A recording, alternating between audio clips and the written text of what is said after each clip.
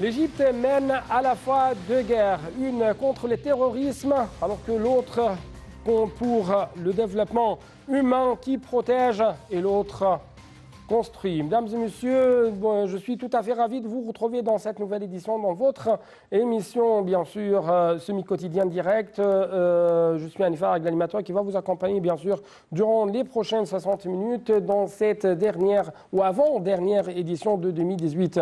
Et bien sûr, n'importe quoi ne va pas empêcher les Égyptiens de réaliser leur progrès sur le terrain et l'Égypte va bien sûr garder sa beauté malgré la laideur et les actes de sabotage de ses ennemis. Donc c'est presque la grande conclusion qu'on a non seulement avant la fin de 2018 mais durant les 4 dernières années ou les 5 dernières années avec plus de précision parce que les Égyptiens luttent toujours pour accomplir et pour réaliser des accomplissements sur les terrains. Je parle de ça parce que vendredi du 28 décembre, bien sûr, 3 touristes vietnamiens et leur guide égyptien ont été tués dans l'explosion d'une bombe artisanale au passage de leur bus dans la région de Matale, au Gizeh. Et bien sûr, l'attentat de vendredi, si je peux dire, est le premier contre des touristes en Égypte depuis juillet 2017. Si je peux dire, l'Égypte a maintes fois, et les experts ont dit que n'importe qui, personne n'est à l'abri de feu des terroristes. Bien sûr, si je peux dire, cet attentat a incité, a provoqué l'indignation et la condamnation sur l'échelle internationale, mais aussi sur l'échelle locale et régionale arabe, avec plus de précision, comme le secrétaire général de Ligue arabe, Ahmed Aboulreit, qui a condamné dans les termes les plus forts l'attentat terroriste perpétré contre un bus touristique ou contre ce bus touristique. Il a présenté, bien sûr, ses sincères condoléances au président, au gouvernement et aux familles des victimes, souhaitant un rétablissement rapide, rétablissement, bien sûr, aux blessés. M. Aboulreit a affirmé que la Ligue arabe se tenait toujours aux côtés de l'Égypte et contre, plutôt, dont la guerre contre le terrorisme, ces actes criminels exigent, selon lui, les efforts concertés de tous les pays arabes pour éliminer le phénomène du terrorisme. Donc, bien sûr, avant de vous laisser avec le reportage suivant, je dois vous rappeler que 40 terroristes ont été tués lors des perquisitions menées par les forces de sécurité au lendemain de cette attaque contre le bus des touristes vietnamiens. Et ces perquisitions ont été menées contre des terroristes dans plusieurs régions ici en Égypte. Donc, bien sûr, il y avait une réaction au niveau du gouvernement, mais aussi une réaction au niveau de la population égyptienne. C'est ce qu'on va savoir. Mais justement, je dois vous diffuser ce petit reportage. Tué par les forces de sécurité au lendemain de l'attaque d'un bus de touristes vietnamiens près du Caire. C'est ce qu'a annoncé samedi 29 décembre le ministère de l'Intérieur égyptien. Des perquisitions par les forces de sécurité ont été menées contre des terroristes présumés à Gizeh, lieu de l'attaque de vendredi, et dans le Sinaï, où les services de sécurité ont lancé en février une vaste offensive contre les terroristes locaux. De nombreuses armes, munitions et explosifs ont été retrouvés sur les lieux. Dans un communiqué, le ministère a indiqué avoir eu des informations selon lesquelles un groupe terroriste projetait de commettre une série d'attentats prenant pour cible les institutions de l'État, le secteur du tourisme, les forces armées, la police et des églises. Il a précisé que cette opération s'inscrivait dans le cadre des efforts du ministère pour traquer des éléments terroristes qui cherchent à déstabiliser la sécurité du pays. Vendredi 28 décembre, 3 touristes vietnamiens ont été tués ainsi que leur guide égyptien dans l'explosion d'une bombe artisanale au passage de leur bus près du site des pyramides de Gizeh. L'attentat de vendredi est le premier contre des touristes en Égypte depuis juillet 2017. Le Premier ministre Mostafa Madbouli a ordonné de présenter tous les soins médicaux nécessaires aux blessés de l'attentat terroriste de Gizeh, leur souhaitant un rétablissement rapide. Dans une déclaration faite vendredi soir, M. Madbouli a jugé impératif d'intensifier les efforts afin de dévoiler les circonstances de l'attentat dans le plus bref délai et de traduire en justice ses auteurs. Le Premier ministre a affirmé que l'État continuera de frapper du main de fer tous ceux qui cherchent à porter atteinte à la sécurité de la patrie et à menacer la sécurité des fils et des visiteurs du pays. Cet incident n'empêchera pas les Égyptiens de continuer à construire la patrie, a poursuivi le chef du gouvernement, jugeant impératif que tous les pays du monde coopèrent pour faire face aux actes terroristes. Il a assuré que des mesures de sécurité drastiques sont actuellement mises en place selon une coordination entre les forces de l'armée et de la police dans tous les gouvernorats à travers la République. De son côté, la ministre du Tourisme, Rania Al-Machat, a affirmé que son ministère était disposé à établir la coordination nécessaire avec l'ambassade du Vietnam au Caire en vue de faciliter la venue en Égypte des familles des blessés vietnamiens dans l'attentat de Mario Teya, souhaitant se rassurer sur l'état de santé de leurs proches. Selon un communiqué officiel, Mme Machat a également présenté ses condoléances à l'ambassadeur de Vietnam au Caire, au syndicat des guides touristiques et aux familles des victimes de cet attentat abominable.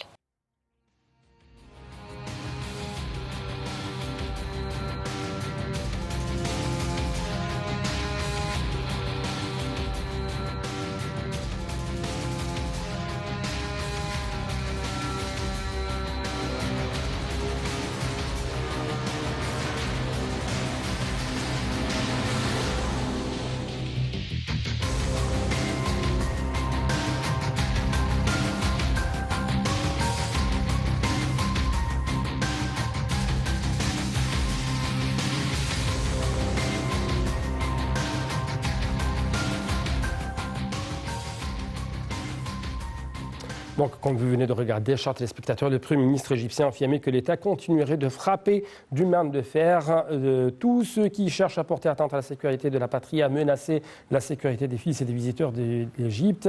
Selon lui également, cet incident n'empêchera pas les Égyptiens de continuer à construire la patrie. C'est ce qu'a donc poursuivi le chef du gouvernement, qui a jugé également impératif que tous les pays du monde coopèrent pour faire face aux actes terroristes. J'ai actuellement une autre nouvelle très importante en ce qui concerne les mesures de sécurité et les campagnes sécuritaires lancées pendant cette semaine. Bien sûr, comme vous regardez, les services de sécurité ont réussi pendant la semaine dernière à détecter 66 repères criminels saisis, plus de 3000 armes en une semaine, armes blanches ou armes à feu même. La police a également réussi à détecter 21 bandes criminelles ainsi qu'à lancer 1044 poursuites liées aux drogues selon l'AMENA. Les forces de sécurité ont également démoli 2701 empiètements sur les terres agricoles et le Nil. Cette opération s'inscrit donc dans le cadre des campagnes intensives menées par le secteur de la sécurité publique en coopération avec les préfectures de police de par la République. D'autre part, on trouve qu'au niveau international, des condamnations, bien sûr, très sévères à l'égard de cet attentat de Mataria. En tête, bien sûr, c'est le Vietnam qui a appelé à trouver et sanctionner très rapidement les auteurs de cet attentat. Dans un télégramme même adressé au président égyptien Fattah el-Sisi, le pape François a condamné l'acte brutal insensé qui a causé la vie, qui a causé la mort, ou même qui a causé la vie à 4 personnes dans un bus touristique. Le pape François s'est dit profondément attristé en apprenant la récente attaque à la bombe dans cette région de Mataria.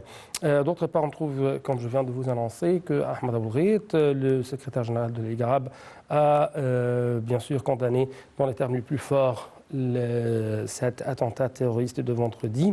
Et en même temps, on trouve que l'émir de Koweït, Cheikh Sabah Ahmed El-Jaber Al-Sabah, a envoyé un message au président Sisi dans lequel il condamne vivement cet attentat terroriste lâche.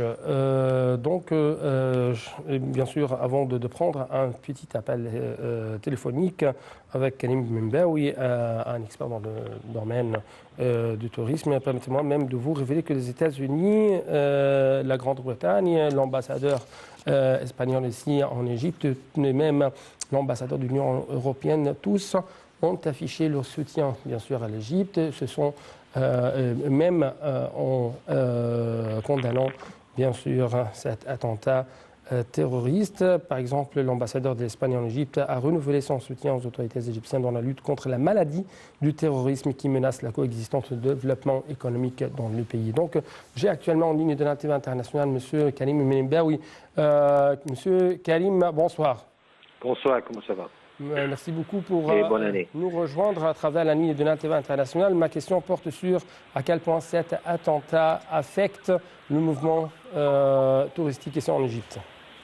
Bon, ça va définitivement affecter théoriquement, pratiquement, mais il y aura ça va affecter d'une façon ou l'autre. Jusqu'à maintenant, pas d'annulation qui ont été reçus. Par contre, il y a plein de messages qu'on a reçus actuellement qui nous demandent qu'est-ce qui se passe, quel est l'environnement. Et ils veulent savoir actuellement comment c'est la situation. Et ils ont été toutes répondues. On espère actuellement, on estime que commencement par demain, parce que c'est le premier jour de travail après l'attentat à Huit-Place, qu'on recevra quelques annulations, c'est normal. Mais jusqu'à maintenant, ça ne donne pas un grand feu rouge actuellement. Ça a passé. Par contre, quelques messages ont été reçus pour nous dire que ça se passe partout dans tout le monde. Et vous savez, c'est devenu actuellement une maladie partout. Par contre, si on fait une petite statistique et analyse comment ça se passe en Égypte durant les derniers 5 ans et comment ça se passe dans des autres pays, je ne veux pas mentionner le nom, l'Égypte se placera actuellement au top des villes de bons mesures de sécurité. Hein. Alors Permettez-moi, par exemple, en ce qui concerne la sécurité en Égypte, on trouve que l'institution Gallup même à travers le site internet d'actualité de BBC, ont montré que l'Égypte était plus sûre, plus en sécurité que les États-Unis, que le Royaume-Uni, en devenant ainsi le pays le plus sûr au niveau continental, au niveau africain durant 2018, et avec plus de précision, selon le rapport du Gallup sur la loi et l'ordre dont effectué bien sûr dans 135 pays de par le monde publié en 2018, l'Égypte a occupé le 16e rang en dépassant ainsi le Royaume-Uni et les États-Unis dans les critères de sécurité. Les deux sont arrivés respectivement 21e ou à la 21e et à la 25e position.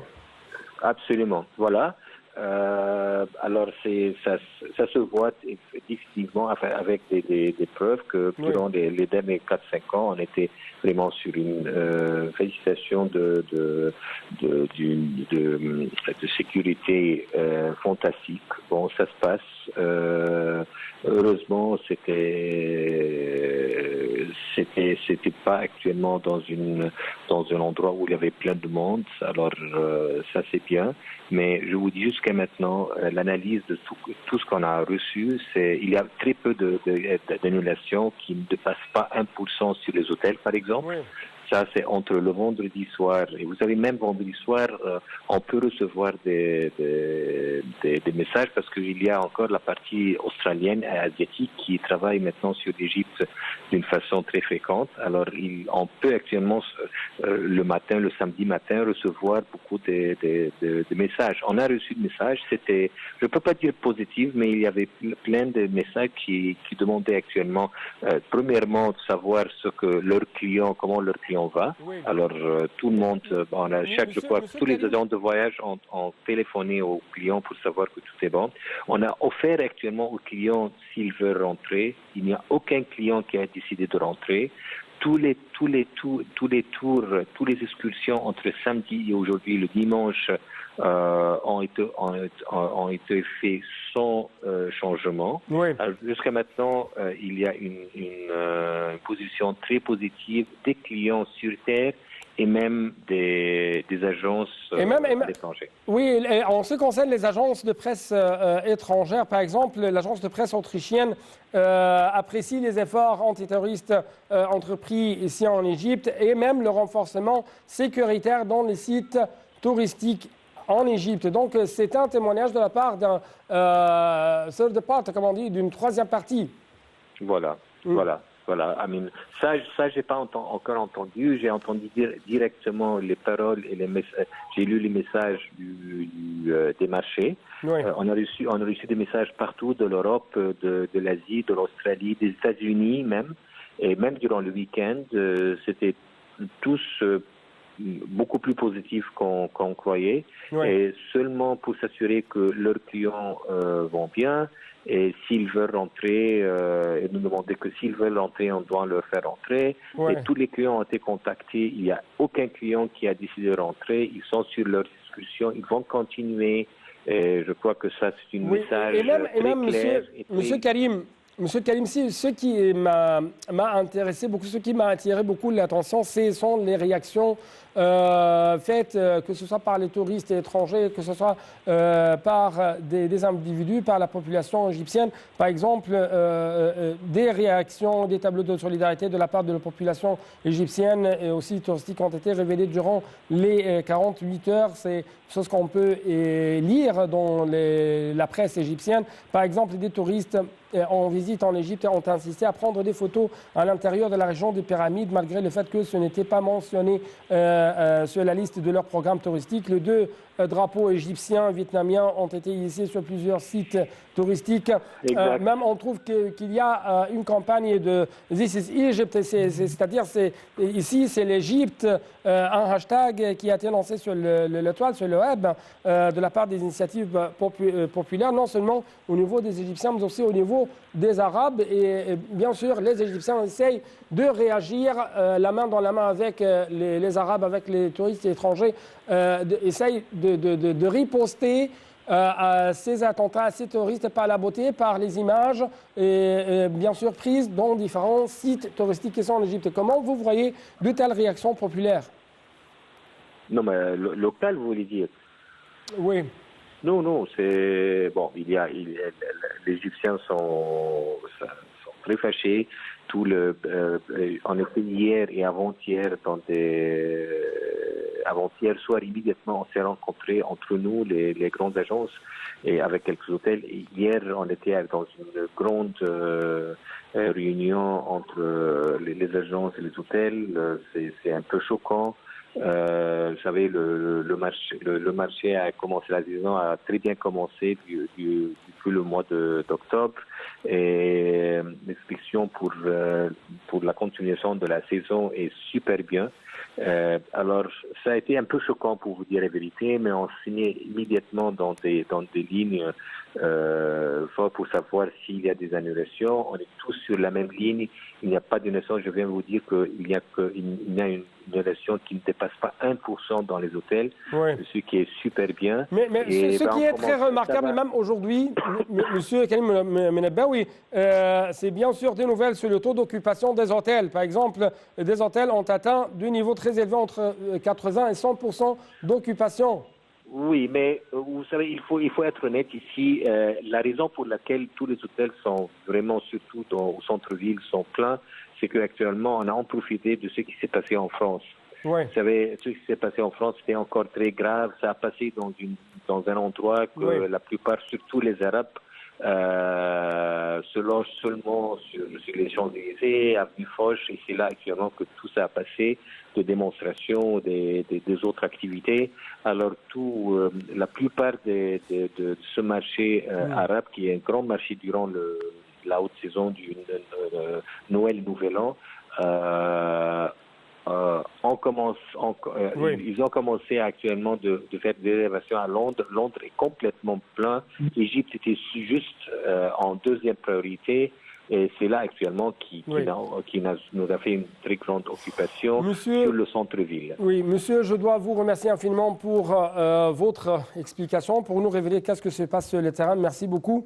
Et même, comme je viens de vous annoncer au début de cette émission, chers téléspectateurs, un humain qui protège alors qu'une autre qui construit. Donc, c'est toujours le temps de la construction, et n'importe qui, personne même ne va pas empêcher les Égyptiens de réaliser des accomplissements sur le terrain. Mais avant de passer à un autre dossier très important, je dois vous révéler que des nouvelles sur la visite du roi Philippe de Belgique et son épouse, la reine Mathilde, bien sûr, se sont circulées ici en Égypte. Ils sont arrivés durant la fin de la semaine dernière à l'aéroport du Caire, dans le cadre d'une visite à la capitale égyptienne.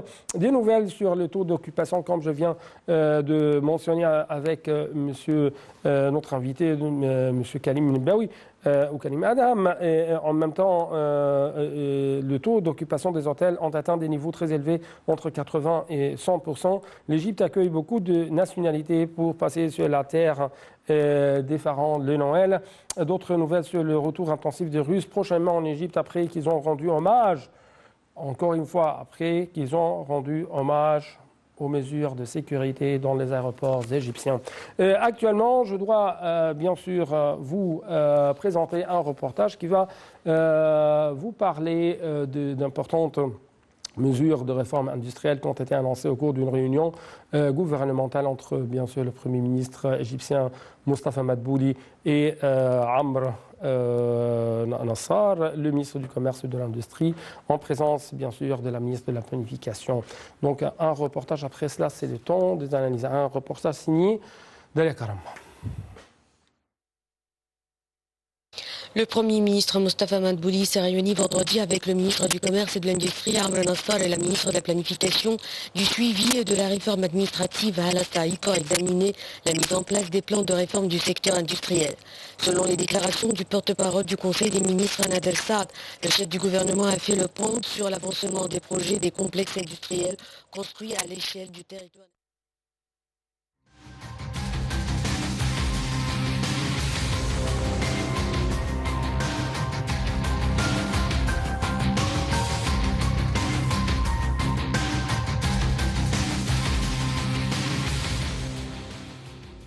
Donc, pardon, parce qu'il s'avère qu'il y a un problème technique avec notre reportage, mais je dois vous, bien sûr, montrer les grands traits de cette nouvelle réforme dans le domaine du secteur industriel, en attendant, bien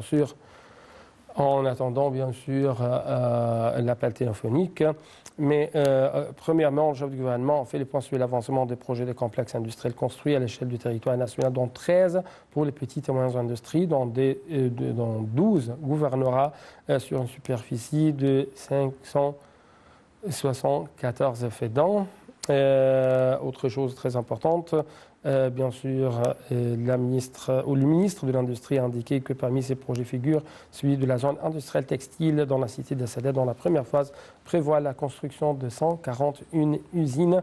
D'autre part, on trouve que des facilités aux usines d'assemblage de voitures. Le second, et même il y a 2 plans de réforme industrielle en ce qui concerne les moyens de transport et des mesures pour attirer les investisseurs clés dans le domaine de l'industrie ici en Égypte. Et cela en vue, bien sûr, de favoriser les exportations ou même de doper les exportations égyptiennes à l'étranger. Avant de passer, bien sûr, à un autre dossier ou un autre sujet qui sera le sujet principal durant cette édition, je dois vous révéler que le ministre du Commerce et de l'Industrie a déclaré qu'il était prévu en 2019 de lancer une initiative appelant à favoriser les exportations locales en vue d'encourager les communautés égyptiennes à l'étranger à promouvoir les exportations égyptiennes. Donc, ce sont presque les grandes priorités durant cette nouvelle réforme industrielle. Malheureusement, on n'a pas eu jusqu'à maintenant un appel téléphonique, mais permettez-moi de vous présenter ce rapport sur les relations entre l'Égypte et l'Union européenne.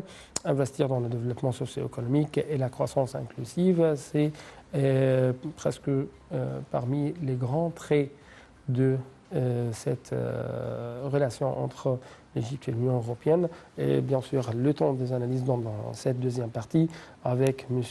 Albert Talios, un analyste politique, mais aussi c'est un ex-porte-parole de la communauté égyptienne à l'étranger, en France, avec plus de précision. Donc, je dois vous laisser actuellement avec Dalia Karam et ce reportage.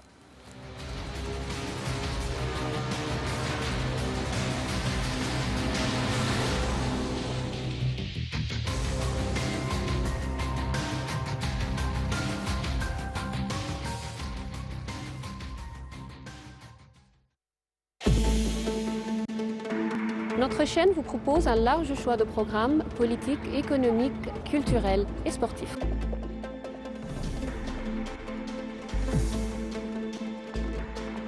Les événements économiques quotidiens vous sont présentés et analysés.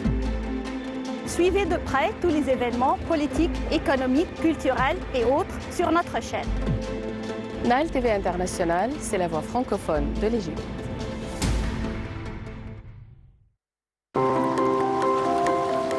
Midi Pile, une émission de divertissement tous les jours à midi pile sur Nile TV. Midi pile, c'est une émission où on parle de sport, de santé, de tourisme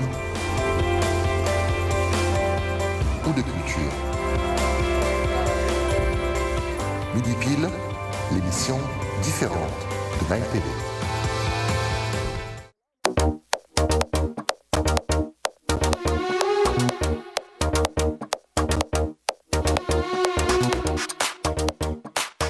Toutes les dernières nouvelles du monde du 7e art sont dans Scoop.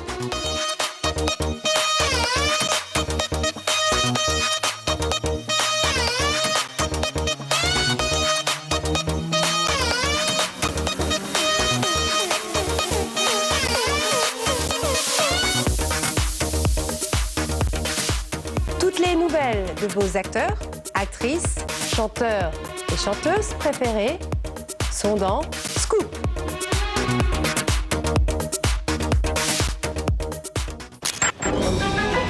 Suivez votre programme Scoop aux horaires suivants sur Nile TV International.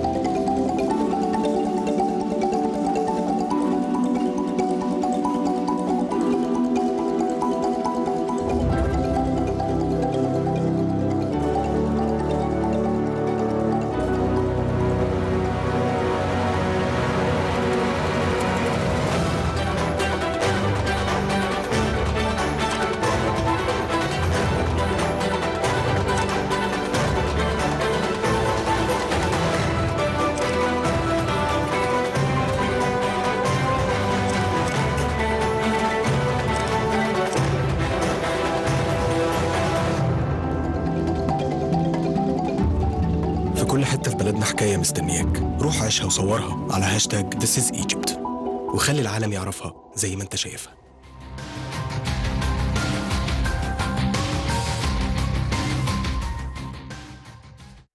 Le rapport sur le partenariat entre l'Union européenne et l'Égypte pour la période allant de juin 2017 à mai 2018 a été publié le 10 décembre 2018 et met en évidence les principaux développements dans la coopération Union européenne-Égypte en se concentrant plus particulièrement sur la réalisation des objectifs définis dans le cadre des priorités de partenariat 2017-2020 adoptés au cours du Conseil d'association Union européenne-Égypte en juillet 2017.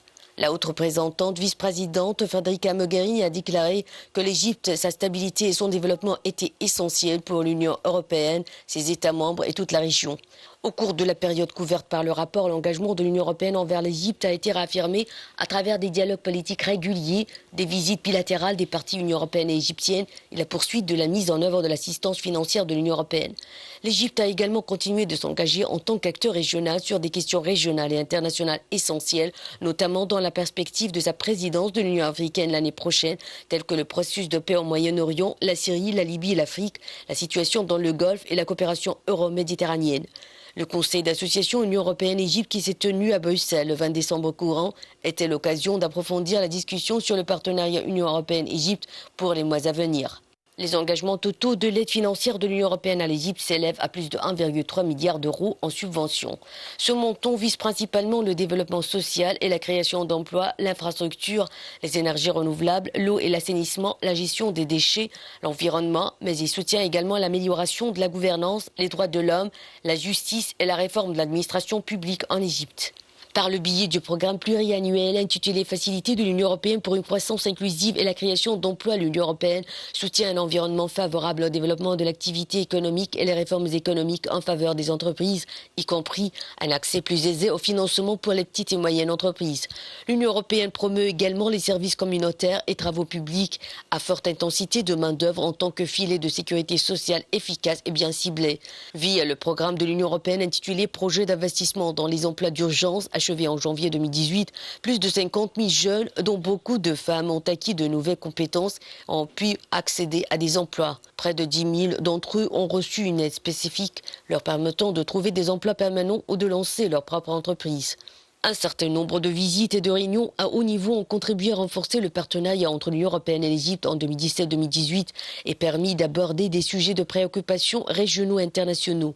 Au nombre de celles-ci figuraient des réunions entre le président égyptien Abdel Fattah el-Sisi et le président du Conseil européen Donald Tusk, des réunions entre la haute représentante vice-présidente Federica Mogherini et le ministre égyptien des Affaires étrangères Sameh Shoukry en marge de différents forums internationaux. La visite du commissaire chargé de la politique européenne de voisinage et des négociations d'élargissement Johannes Hahn en octobre 2017 afin de réaffirmer le soutien de l'Union européenne à la gestion de la migration par l'Égypte à l'intérieur et à l'extérieur de ses frontières grâce à la signature d'un programme de 60 millions d'euros au titre du fonds fiduciaire d'urgence de l'Union européenne pour l'Afrique.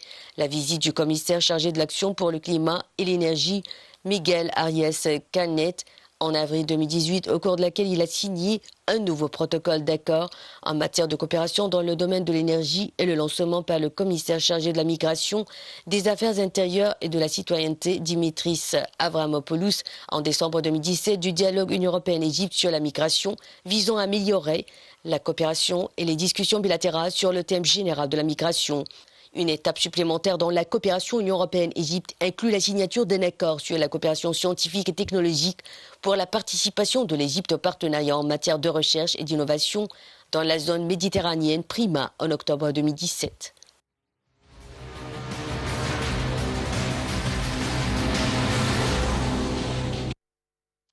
Donc, nous sommes rejoints ici au studio de NAL TV International par M.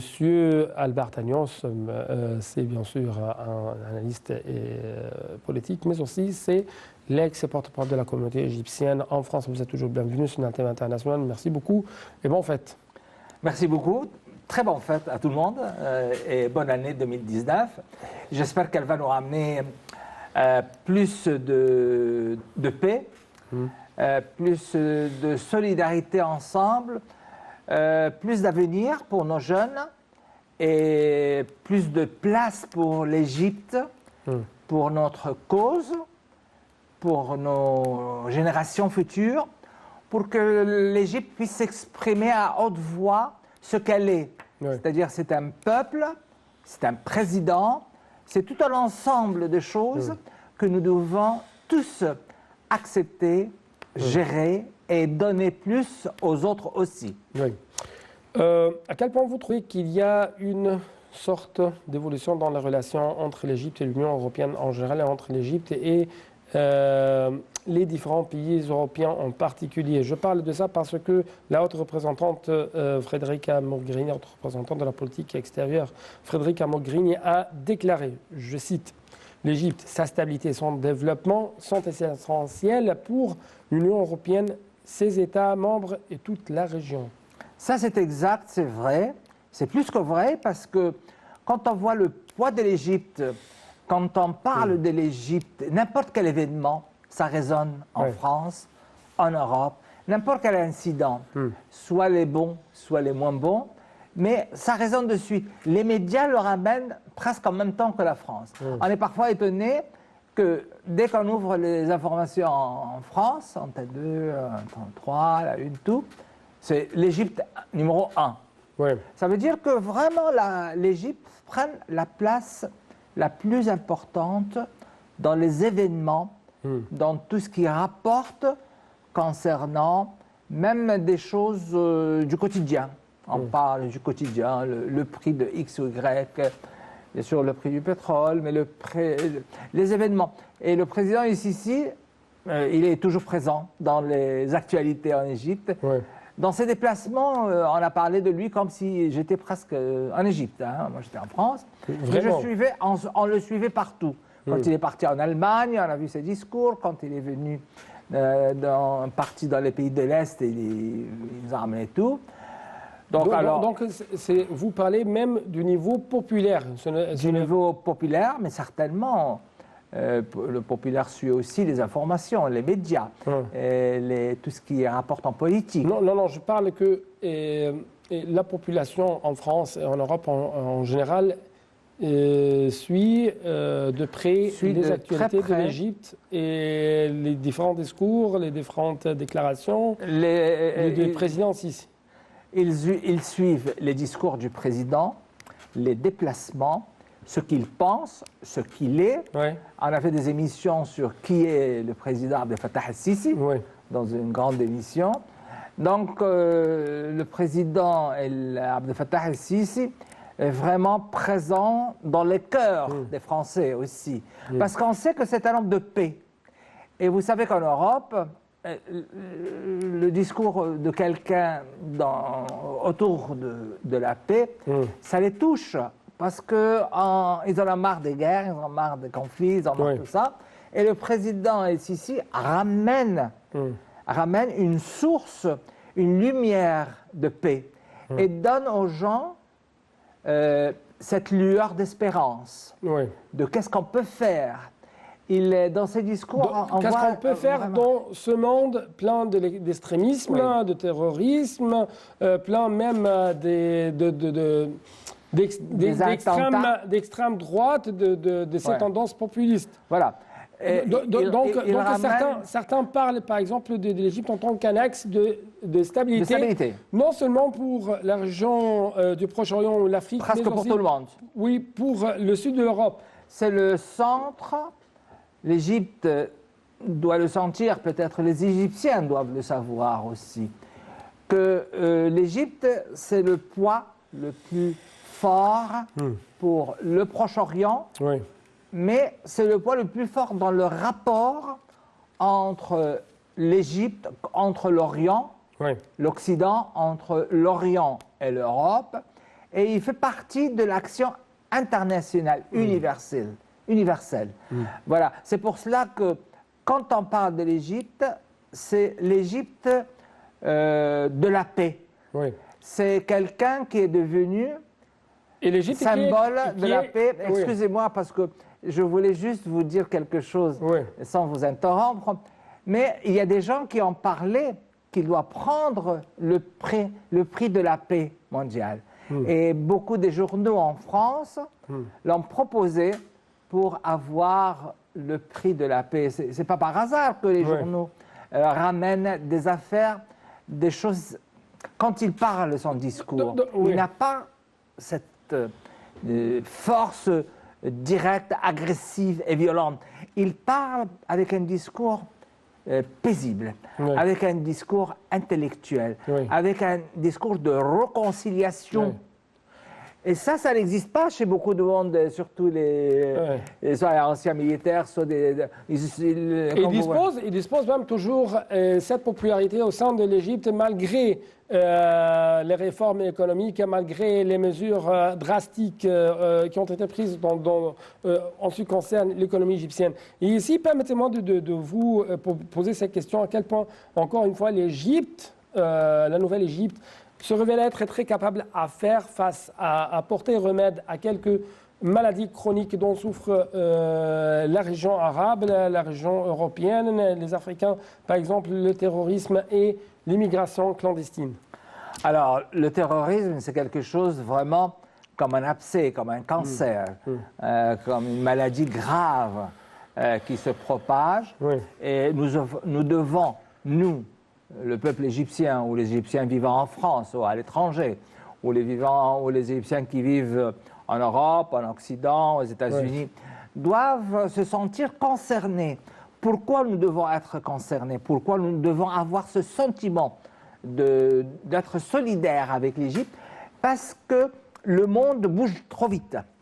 Et que si on n'est pas vraiment au courant de tout ce qui se passe, tous les discours du président, moi je pense qu'il faut les envoyer à toutes les ambassades du monde entier pour que le peuple, si quelqu'un a raté un discours ou un événement ou quelque chose d'important à l'Égypte, je pense que les ambassades, ils travaillent très bien et très fort maintenant, notre ambassade en France, c'est très actif, doivent fournir des éléments pour le peuple. Pour les peuples égyptiens à l'étranger. Ça, c'est primordial pour un Égyptien qui vit à l'étranger.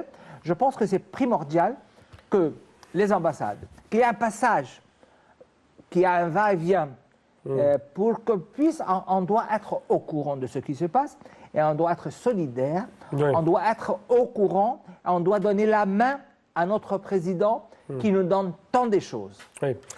Actuellement, comment vous trouvez l'Égypte en tant qu'un axe de stabilisation ici au Proche-Orient, notamment que cette région est touchée par des crises comme la crise syrienne, libyenne, yéménite, la crise palestinienne bien sûr à la tête de toutes ces crises? Écoutez, pour une gestion de tout ce qui se passe, c'est une gestion excellente. Pourquoi? Parce que nous avons des problèmes économiques, soit. Nous avons un problème de démographie. Si on a 1 million ou 2 millions de plus par an, c'est un vrai problème. Nous avons un problème culturel. Parce que je pense que nous devons faire un effort pour que les Égyptiens puissent avoir une meilleure, ils ont une culture ancienne, renouvelable, c'est comme les énergies, parce que les cultures sont des énergies. Et il faut les faire briller, il faut les faire sortir, il faut les utiliser, il faut les gérer, il faut les accepter, il faut les distribuer. Et tout ça, ça nécessite de l'énergie. C'est comme la nouvelle énergie. Vous voyez, quand je parlais avec vous il y a quelques années sur les nouvelles énergies, en pensant au soleil, en pensant aux énergies du vent, en pensant à tout ça, je pense que je suis... Il y a 10 ans, quand j'ai parlé soit à la télévision française, soit ici, soit dans tous les journaux, que nous avons à renouveler nos énergies. Et maintenant, je vous dis, aujourd'hui, ce soir, la veille des fêtes, la veille de la nouvelle année 2019, et je vous dis que c'est très important qu'on pense à renouveler les énergies qui sont à l'intérieur de nous. Les Égyptiens ont énormément d'énergie intérieure. C'est pas par hasard qu'on a fait les pyramides, c'est pas par hasard que nous avons une grande histoire, et c'est pas par hasard aussi que nous, maintenant, nous devons nous donner la main pour qu'on puisse donner un flux pour le moment actuel, pour gérer, pour trouver les bonnes solutions de nos soucis. Tout le monde, dans tout le monde, il y a des problèmes. Mais comment s'en sortir? Comment les gérer? Comment les accepter? C'est le rôle de l'Égypte de présenter les issues de tels problèmes. Bien sûr, mais je ne peux pas dire que c'est le gouvernement qui doit faire ça. Non. Vous parlez il y a des associations le peuple, toutes les diversités des gens, c'est-à-dire le gouvernement, c'est comme partout en Europe. C'est pas le gouvernement qui doit donner toujours l'orientation, mais c'est le peuple. Nous, le peuple égyptien, les peuples égyptiens qui vivent en Égypte et comme ailleurs, doivent aider à trouver les solutions. Parce que ceux qui sont à l'extérieur, ils ont un point de vue, des yeux, un regard qui est différent. Qui est renouvelable. Il a le double langage. Mais à quel point vous trouvez que l'Union européenne, les différents pays de l'Europe, observent que l'Égypte a bien un rôle stabilisateur au niveau régional? Je pense qu'ils sont tous d'accord que l'Égypte, c'est le poids principal du Proche-Orient et du Moyen-Orient. Ils savent que l'Égypte, c'est un pays stable, et ils souhaitent tous, excepté bien sûr peut-être quelques pays par exception, je ne sais pas si le Qatar ou Israël, tout ça, mais la majorité des majorités, ils veulent la stabilité pour l'Égypte parce que c'est aussi leur stabilité à eux. C'est aussi la stabilité de l'Europe. C'est aussi la stabilité de l'Occident, des États-Unis. Si l'Égypte est déstabilisée, je vous assure qu'après, ça sera la déstabilité en Europe, en Occident, aux États-Unis. Donc, ils sont tous conscients et très conscients de la stabilité, qui est très importante, notre stabilité en Égypte ici, c'est leur stabilité. Ils ne cherchent pas pour le plaisir de dire l'Égypte, non, parce qu'ils savent très bien que c'est leur stabilité qui est en jeu. Et assurer plus de stabilité pour l'Égypte, c'est aussi assurer leur propre stabilité. Donc, d'où provient le soutien apporté toujours de la part de l'Union européenne au développement de l'activité économique ici en Égypte, la croissance inclusive et ainsi de suite? C'est pour cela que l'Europe est engagée ici en Égypte pour des projets. Ils aident beaucoup. On ne parle pas des métros, des autres choses. Bon, ils ont participé, ils sont des partenaires dans énormément des projets. Quand on parle uniquement du métro, c'est incroyable. Quand on parle des grands projets des énergies nouvelles, c'est quand même la France qui a participé avec un très grand, une grande partie pour... l'Allemagne même. L'Allemagne, mais la France aussi, bien sûr. L'Allemagne pour les énergies, mais la France était dès le départ dans les énergies nouvelles. Les énergies nouvelles, c'est une façon d'exprimer, de stabiliser la politique entre la France, entre l'Europe et le Proche-Orient. L'Égypte, comme par exemple le Maroc, avait le soleil, et il fallait l'utiliser, le soleil, pour faire de l'énergie nouvelle. Malheureusement, je n'ai plus de temps, mais en tout cas, je dois vous remercier infiniment pour votre explication. Merci beaucoup.